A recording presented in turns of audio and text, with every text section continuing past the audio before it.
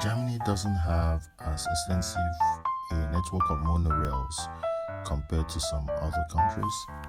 However, there have been instances of monorails systems used in Germany for specific purposes such as public transportation or tourist attraction. So today we are at Wuppertal, and this is the monorail there. It's quite interesting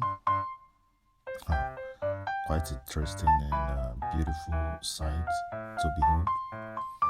Now, one notable example of monorail in Germany is Dresden Suspension Rail.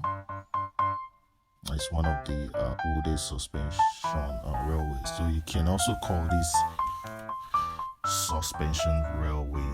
You can see the way it is built, and it takes people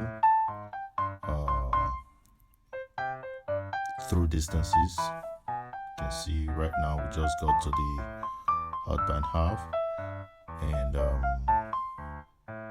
additionally in Berlin there have been proposals and discussions about implementing monorail systems as part of the public transportation solution, especially in areas with dense urban development and limited space for traditional rail infrastructure.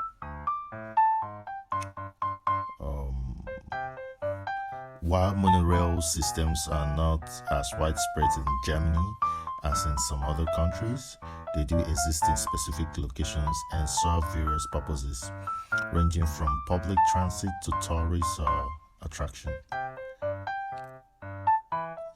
Yeah, for more videos like this, please hit the subscribe button. Thank you.